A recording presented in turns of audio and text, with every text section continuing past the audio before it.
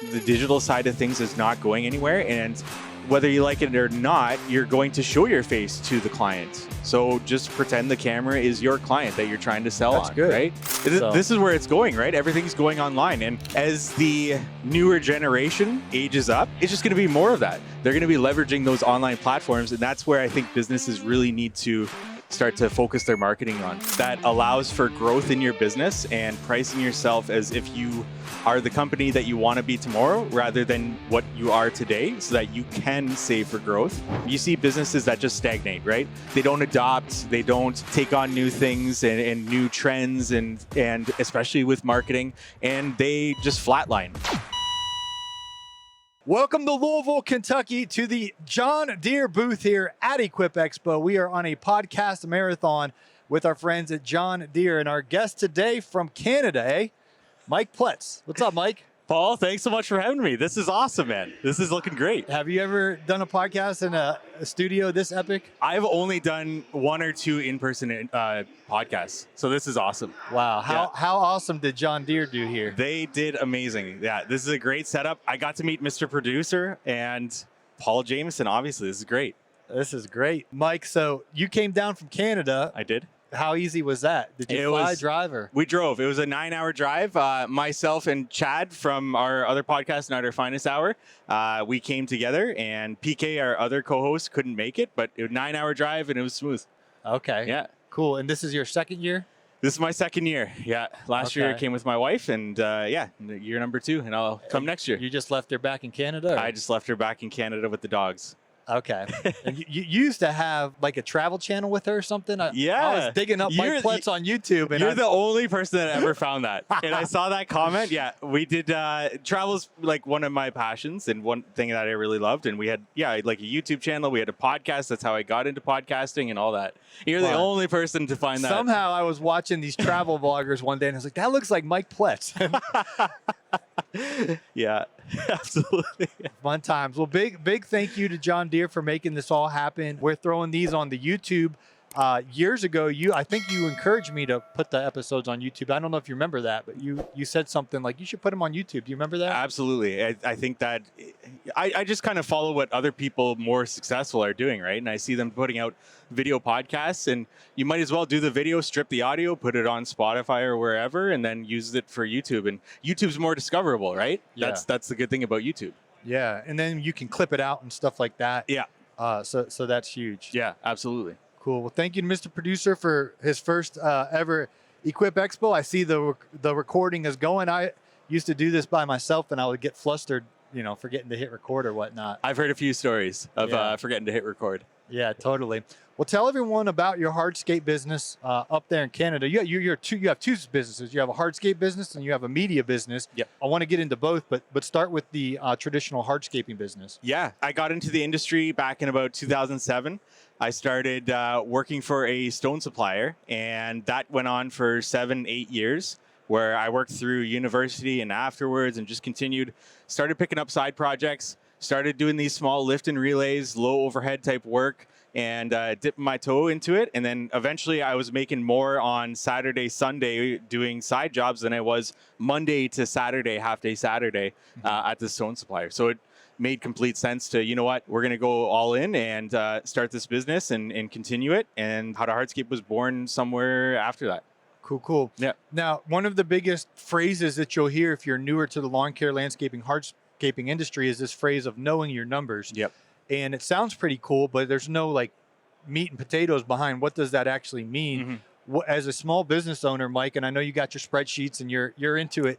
What does know your numbers mean to you as a small business owner? It means being able to create a solid budget that allows for growth in your business and pricing yourself as if you are the company that you want to be tomorrow rather than what you are today, so that you can save for growth. It's about adding a healthy profit, especially in the hardscape industry. In the lawn care industry, you're growing a recurring revenue business, and that is sellable at the back end. Hardscape business, one-off project business is a little bit more difficult. You kind of got the assets to sell. So we need to be really, really profitable, especially if you're an owner-operator still in the field.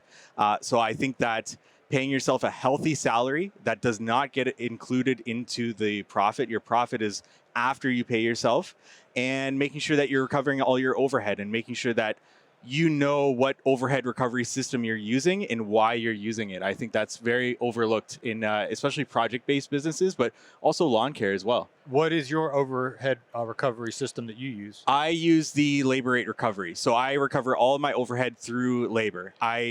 You hear like multiple overhead recovery systems, single overhead recovery systems. I don't believe in recovering my overhead through materials, because for us, when we're installing materials, I don't want the cost of that material to dictate what my overhead should be. I prefer that. To give you a hardscape example, we have these 4x8s, right?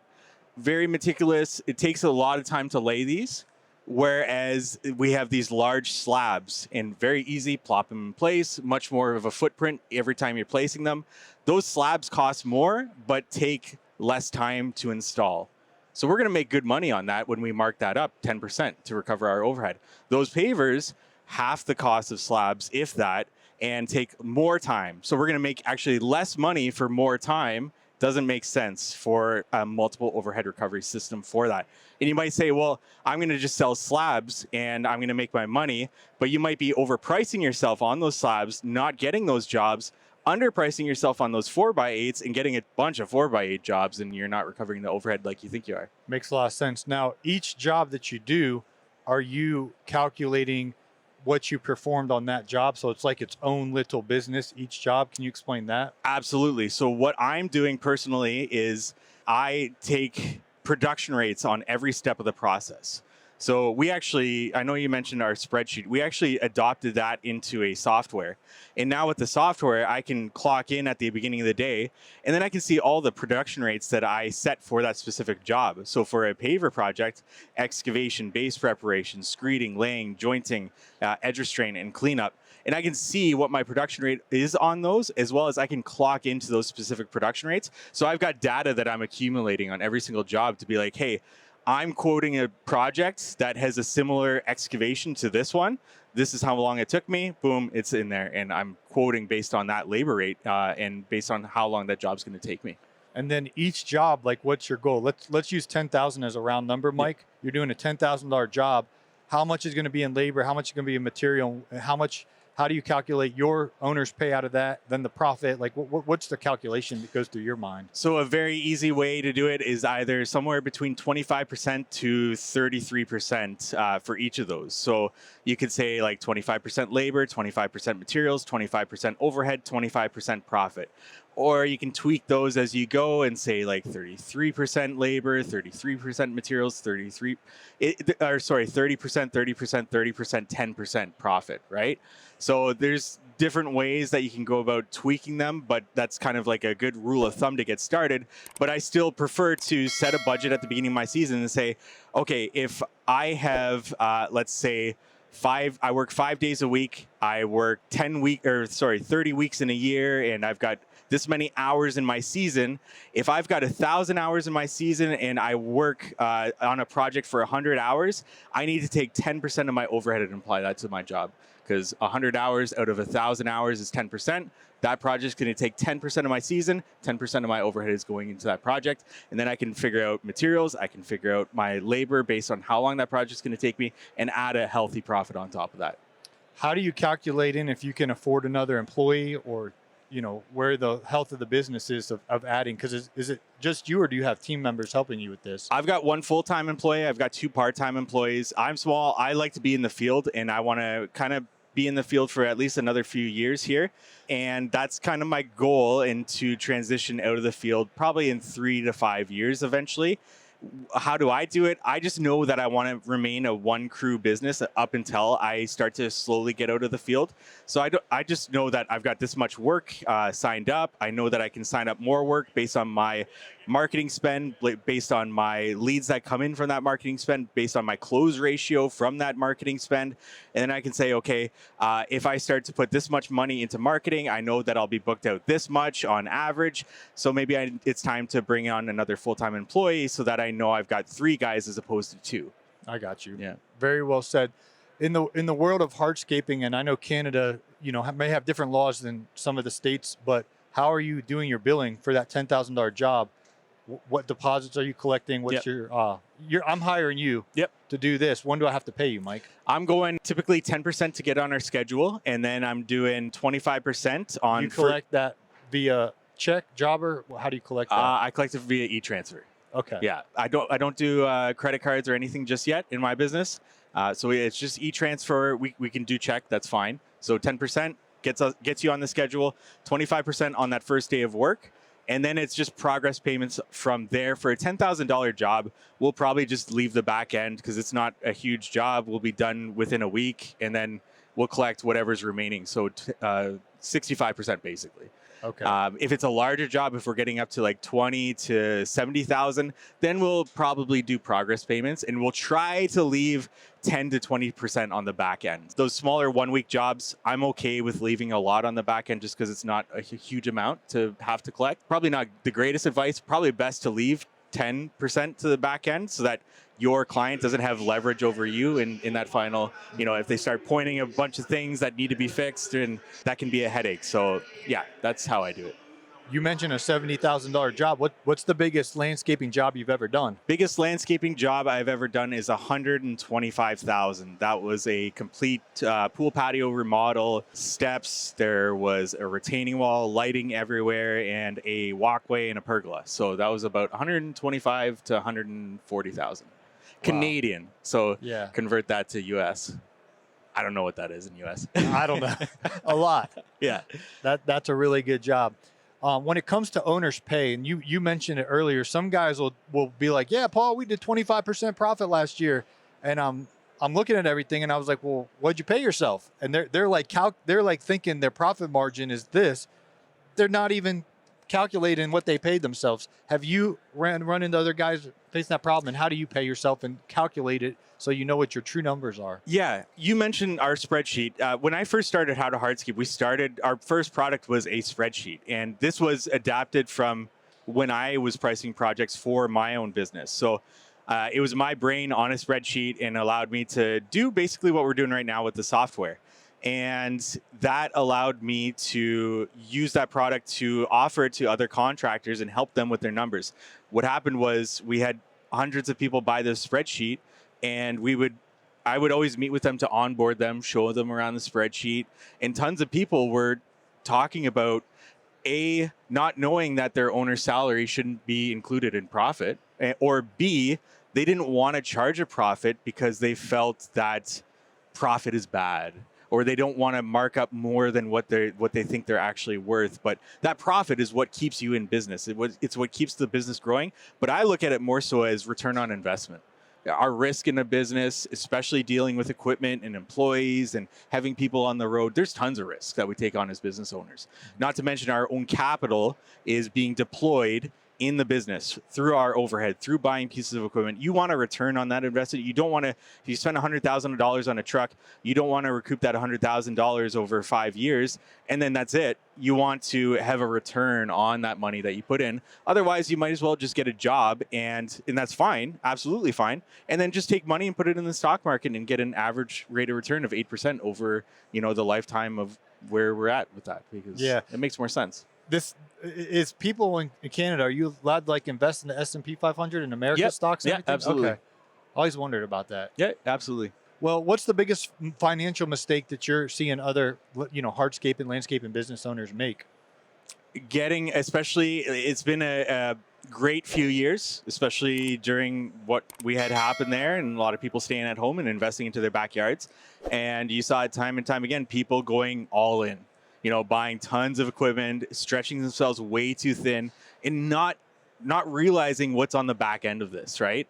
I was at a point in time in my business and in my personal life when what happened and people were staying at home, that I knew that this wouldn't last for too long. And on the back end of it, we would see a major drawback in the industry. And I didn't have the time, capital, or willingness to go all into my business. So I thought, you know what, I'm going to stick to one crew. I'm going to wait this out. I'm going to make the money that we're going to make. I left money on the table because I probably could have gone up to 2-3 crews with the demand that we got.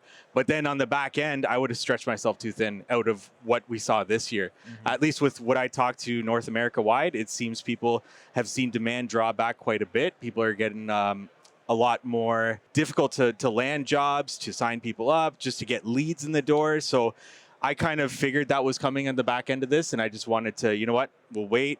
We'll get on the back end, and when things start to pick up again, that's when we'll go a little bit deeper. But yeah, that's what I would say. I'd say people stretch themselves way too thin. I've done that before. Big time mistake. Well, one of the most frequently asked questions we get on our podcast is, how do I know what to charge? Like, how do I price? Mrs. Smith calls you and is like, hey, we want this project. Where's your mind going of how you're coming up with a calculation, and how do you present that quote to Mrs. Smith? Can you walk us through kind of start to finish from they inquire to you're presenting them this quote, estimate, whatnot? Yeah, this is something that I took the last few years to really work on. So basically what I do is I film everything on site. Everything's a time lapse. Everything is explaining the process. And I started a YouTube channel about 3 years ago. The purpose of that YouTube channel was to document every single step of our process, from the excavation, base preparation, screeding, laying, jointing compound, edge restraint, why we do what we do. So now I've got a video on every single step of the process. So now when I send a proposal out to somebody and it's we're quoting a paver patio, I have it written out step by step, what we do, why we do it, and a link to each of those videos. So now when Mr. and Mrs. Smith get their proposal, they know exactly what they're getting. And then they can click on the video, see my face, see that we've grown a little bit of an audience there, which helps as well. See that I'm helping people in the comments, see it's legit, there's authority there. And then they know and like and trust you a little bit more, as opposed to somebody who just sends them, this is what the patio is going to cost. So that's what I've really worked on the past few years, as opposed to going all in on my business and trying to grow to 2-3 crews. I focused really much on that. And that's helped me immensely in the past couple of years, where I follow up with everybody. Why did you hire me as opposed to somebody else? And probably 80% of them say, your proposal was so detailed. I clicked on the videos. I saw what you're talking about. It was a no-brainer to go with you. So that's what I've really invested in. In terms of our sales process, somebody reaches out to me, asks for a paver patio. I try to pre-qualify them, see what they're working with in terms of a budget. I like to just, if they say that they want a 500 square foot patio, I'll tell them, well, typically we're typically around this range for this. And then I also send them my scope of work of how we install a paver patio. So already they can click on one of the videos, see my face, see what we're doing. And then it's like, oh, okay, this guy knows what he's talking about. Let's have him out. And that justifies your price as well. So that's what I focus on the past few years. And that's my sales process. And that's what I lean on. I recently interviewed Kyle, talked to him from RR Buildings. He builds barn dominiums, and he said 100% of his work comes from YouTube. Yeah. They watch him build a barn, and then they're like starstruck when he shows up. They're like, oh man, his worker has skinny calves, I guess. Like, your calves are skinny. And they're sold because they saw how good and meticulous he was building someone else's barn dominium on YouTube. They reach out to him, they hire him, and they're like mesmerized that now he's doing a time lapse of their barn. Yeah.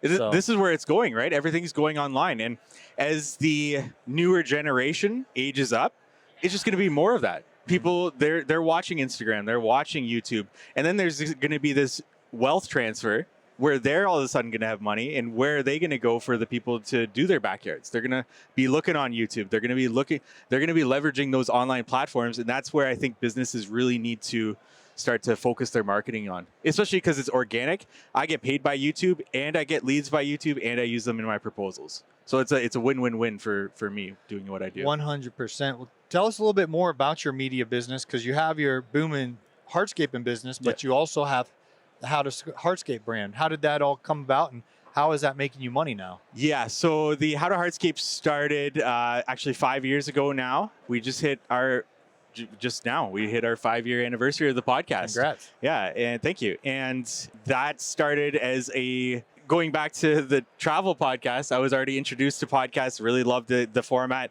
and it made a lot of sense for contractors as well. They can pop it in their ear on the truck drive to work.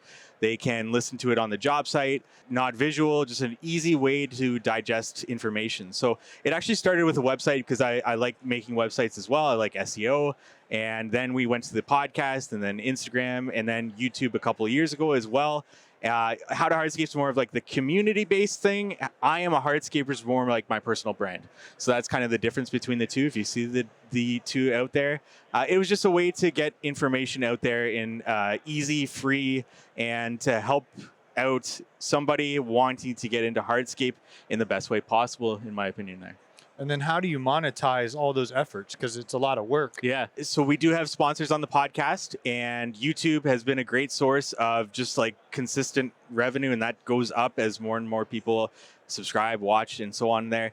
We started with a spreadsheet. That was the first thing, because I had that already for my business. I adapted it to, people probably couldn't follow the first iteration because it was just my brain on a spreadsheet. So we adapted it to be more user-friendly. And then 2 years ago, we got to a point with that where the next step was time tracking, and time tracking with a spreadsheet just doesn't make sense. So what I did was we hired on some developers. I gave them the spreadsheet. I said, I want this in software version and to add time tracking. And then these are the list of features. This is our roadmap.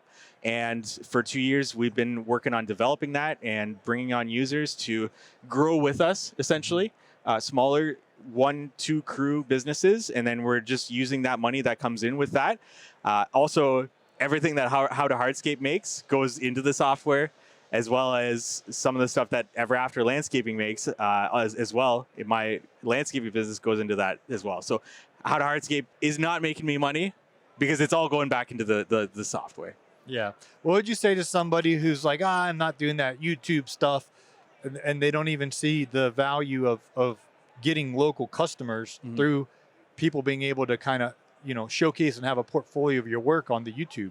I would tell them to adjust what they are trying to think YouTube is used for. I think most people think, I don't want to be an influencer or anything like that. That wasn't the purpose why I started it. I started it for my business. And if you want to be in business long term, you see businesses that just stagnate, right? They don't adopt, they don't take on new things and new trends, and especially with marketing, and they just flatline or they go out of business, right? So I do think the digital side of things is not going anywhere. And if you don't like thinking of yourself as, well, I don't want to be an influencer, just think of how it would help your business. And what I talked about there, just putting it into a proposal, because people like seeing your face before they've actually had you out to a consultation, because then they see your face, they know, they like and trust you a little bit more, and they feel more comfortable with having you out to their house, right? I would say come at it like that and then see where it goes from there, because whether you like it or not, you're going to show your face to the client. So just pretend the camera is your client that you're trying to sell. That's on, good. Right? And then take it from there. That's good. Yeah. I'm looking at it different now. Our cameraman here in the John Deere booth, you have quite the nice camera, Elijah. That's a fancy schmancy one. And we have the best producer in the biz doing his thing. My life has changed through just uploading content. When we started this show, 2018, I met Mr. Producer. Well, I knew him before, but we kind of got him helping. I had no idea that one day we'd be in the John Deere booth podcasting, at Equip. It's a lot of fun. Yeah. You never know what will happen if you just put whatever you do, whether it's a podcast or whether you mow someone's grass or you do the stone patio pavers, video it, put it on YouTube and see what happens. Absolutely. Yeah. Do you mind handing me a water, Mr. Producer? I appreciate it. You got a full day ahead of you. Yeah, and I think this is just going to pass here. My cinnamon roll from this morning, I think. I shouldn't have ate a cinnamon roll, but I did. Let me ask you the most frequently asked question here before my voice. I got to go get a cough drop or something. By far, the most frequently asked question we get is, how do you find a good employee? That's by a long shot the most popular feedback that people want. How does Mike Plutz find a good employee? Man, that's something I haven't figured out, and I don't like giving I don't like giving information that I haven't figured out there. What I will say is just working on your business and making it a desirable place to be. I've had good employees in the past. Last year, I just decided to go on my own, and I was pretty much on my own last year with a part-time employee. This year, I found a great guy, and that was just luck of the draw. But also, where did you find him at? I found him just posting online. It was just luck of the draw that he reached out. He was the first person to reach out. I had many other people. I called him. The biggest thing was they need to have a car, because I service a wide area, and that cuts a lot of people out. They need to have a valid driver's license, and that cuts even more people out. and they need to be willing to work. And it's difficult to find those people. It just really is. What I will say is through How to Hardscape and through my YouTube channel and online presence, I do get people reaching out and asking, hey, I'd love to come work for you. A lot of those people, though, are not necessarily local. They want to be relocated. And I'm just not willing to do that right now. I take hiring employees as like a huge responsibility, because now I'm paying for somebody else's livelihood, their kids, their wife, and everything like that. So for me to uproot somebody and their family and bring them, I think that's right now in where I'm at, too big of a responsibility to take on. But I think that's a good way to go possibly in the future as I start to grow. There you go. That's difficult, man. In Canada and the United States, people would rather play video games, and Yeah. it's hard to find people to work. Well, what's next for Mike Plutz? We are going to continue with our software, and we just continue to bring awareness to the cliche term of knowing your numbers, but we want to make sure that people are profitable. We want to make sure that they're growing healthy businesses. A big part of that is also online education. So we have, when we onboard somebody, we want to give them a career path forward in the industry. We don't want to show them just a shovel and say, go at it. What I'm trying to do is, because we have created installation courses in the past and they're available to people, we have a course section within the software. So when you onboard somebody, you can assign them the interlocking installation course. You can assign them the segmental retaining wall course and say, hey, just to familiarize yourself with what we do in this industry, and these are the tools, and this is the process from when you get on site and there's just grass and we need to make this into a beautiful patio. It's a way to just onboard them, give them agency in your business to say, you take these courses, we'll pay you for it, and we know that you're kind of taking that next step in the journey in our business. Our goal with that now is to get outside experts to help us with leadership courses, sales training courses. So now you have somebody that wants to step up into a foreman role. Hey, take this leadership course, show us you're willing to do this on your own time, and show us that you're willing to take this leadership course to be a leader in our business. So that's the overall goal. That's really good. Well, last year at Equip, I got to see Mike in person for the first time, and you came back again. I So did. people say I overhyped this show. I'm talking about it pretty much once it gets over. I'm already pumped up for the next one. Does it live up to the hype? You obviously returned. Well, we got a lot of folks that have never been to Equip Expo. Why'd you come back, Mike? I came back for you, Paul. No, in all honesty, you can see a lot of these brands back at home and be able to test drive. It's good to have it all in one consolidated area, and I definitely have booths that I want to go to, and that was my game plan all along.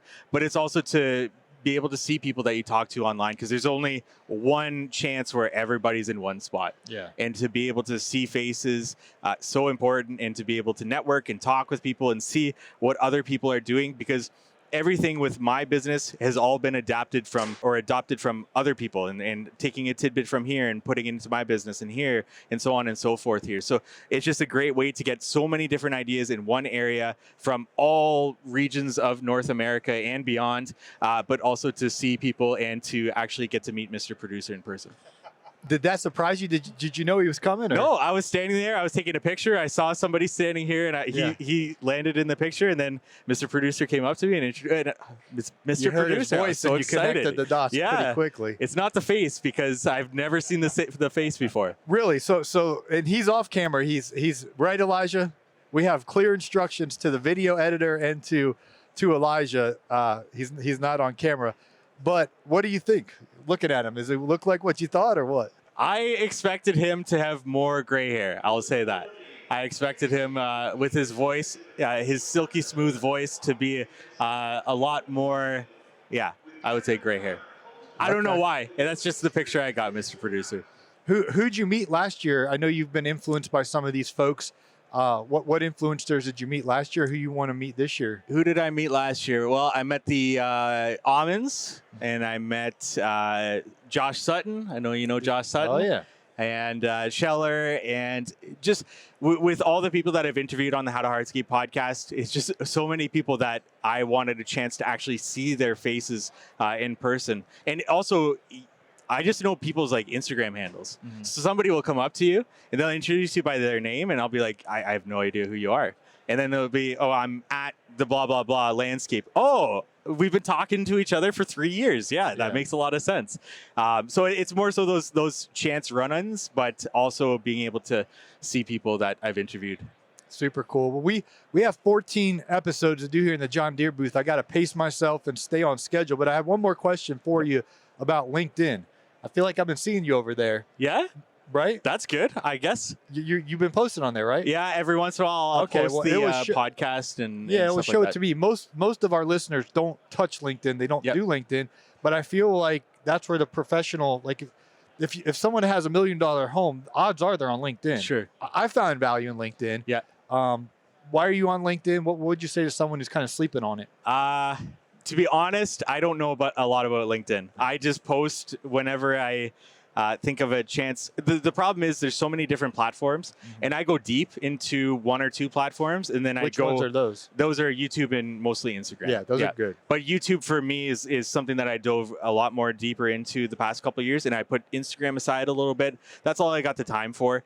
LinkedIn is more so, you know what, we'll post just to remain somewhat active there.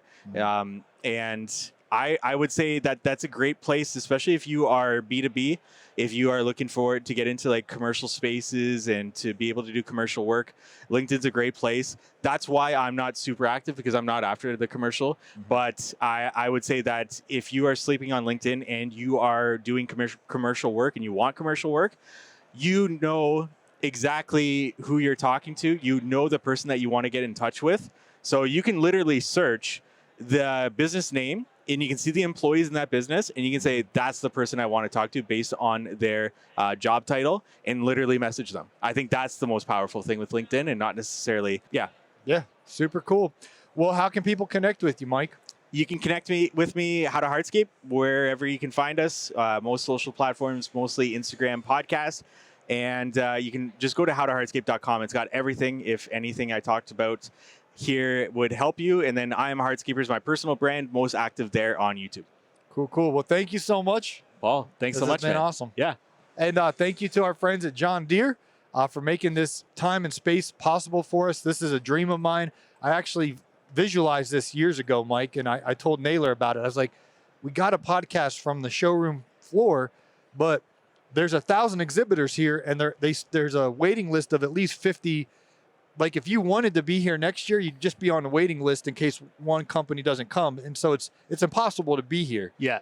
But John Deere made it possible. They got us in their booth. So we are very, very grateful. And you guys can check this interview out on YouTube if you're just listening on Apple or Spotify. And I'm sure you'll be seeing tons of clips on the Instagram and stuff like that. So thanks, John Deere. Thanks, Mike Plutz. Thank you, Mr. Producer in person here. And thank you, cameraman Elijah. Hopefully you hit record.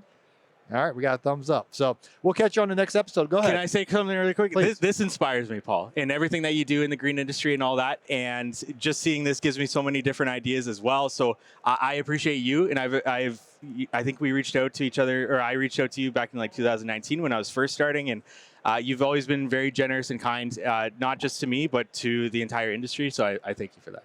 Awesome. Rising tide, raise all ships, right? When the tide goes up, the boats go up, or something like that. That's what I used to say when I was a rookie, and I got a lot of correction on that. So I learned the saying: "Rising tide raises all ship." Well, I have to pace myself. I got 14 of these, and I just survived the hurricane. So we're gonna call it a day. And thank you, Mike. Thank you, Paul.